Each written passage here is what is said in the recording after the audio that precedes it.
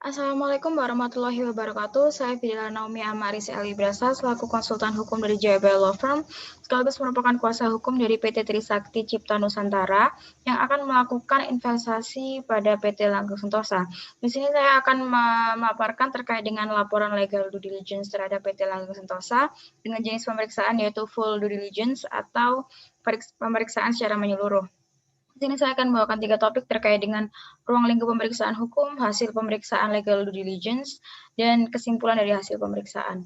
Yang pertama terkait dengan ruang lingkup pemeriksaan hukum, di sini dilakukan atas seluruh aspek hukum perusahaan yang meliputi ADART, perizinan dan persetujuan, aset perusahaan, asuransi, tenaga kerja, perjanjian dengan pihak ketiga, serta perkara dan sengketa. Terkait dengan PT Langgeng Sentosa, PT Langgeng Sentosa didirikan di Indonesia pada tanggal 20 Agustus 2014 berdasarkan Akta Notaris Magda Liman Sugiarto SHMKN nomor 33. Adapun anggaran dasar perusahaan telah mengalami perubahan sebanyak 2 kali, dengan perubahan terakhir dengan Akta Notaris Magda Liman Sugiarto SHMKN nomor 37 tertanggal 29 Juli 2018. Semua keseluruhan perubahan anggaran dasar perusahaan adalah sah dan benar dan tidak ada masalah dari segi hukum. Kemudian yaitu hasil pemeriksaan yang meliputi perizinan dan perpajakan, harta kekayaan perseroan, asuransi, perjanjian kredit dan jaminan, dan perkara-perkara. Terkait dengan perizinan dan perpajakan, di sini ada izin penanaman modal yang sudah sesuai dan benar menurut dengan ketentuan yang ada di pasal 4. Begitu juga dengan izin usaha, segala izin usaha atas nama PT Langgeng Sentosa adalah benar dan tidak ada masalah. Kemudian izin perpajakan sebagaimana data PBB yang ada dan setelah dilakukan pengecekan ke instansi pemerintah, di sini PT Langgeng Sentosa memiliki 2 tanah dan bangunan, yang keduanya atas nama PT Langgeng Sentosa.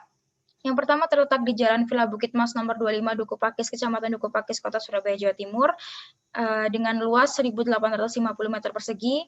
Dan yang kedua terletak di Jalan Bypass Mojokerto nomor 10 Desa Lengkong, Kecamatan Mojoanyar, Kota Mojokerto, Jawa Timur, seluas 1.800 meter persegi. Selanjutnya yaitu izin ketenagakerjaan, juga sebagaimana yang dimaksud dalam ketentuan wajib lapor ketenagakerjaan perusahaan ke Dinasker Kota Surabaya adalah benar dan tidak ada masalah.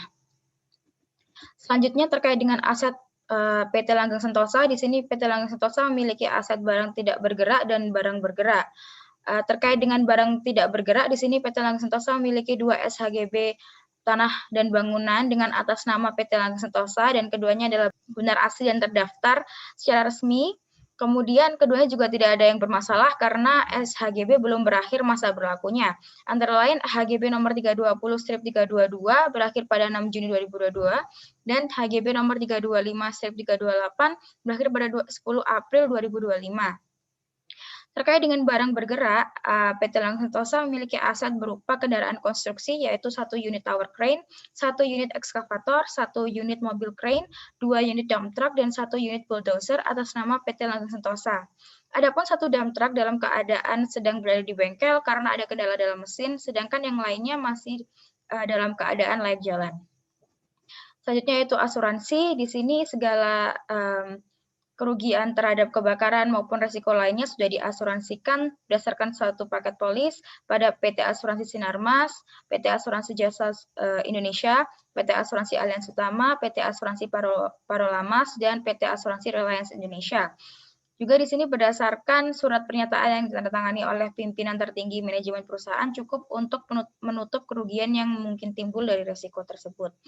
Selanjutnya yaitu perjanjian kredit dan jaminan. Di sini juga telah dilakukan pengecekan terhadap berkas SHGB yang ada dan semua permasalahan hutang piutangnya sudah lunas. Di sini dibuktikan dengan adanya berkas SHGB atas nama PT Langgeng Sentosa dan tidak ditemukan adanya permasalahan hutang piutang. Yang terakhir yaitu perkara-perkara. Di sini PT Langgeng Sentosa pernah bersengketa pada Pengadilan Hubungan Industrial di wilayah Provinsi Jawa Timur terkait dengan masalah PHK dan pemenuhan hak dengan serikat buruh pada tahun 2020. Pada saat itu terpaksa dilakukan PHK kepada sebagian pekerja karena kondisi pandemi COVID-19.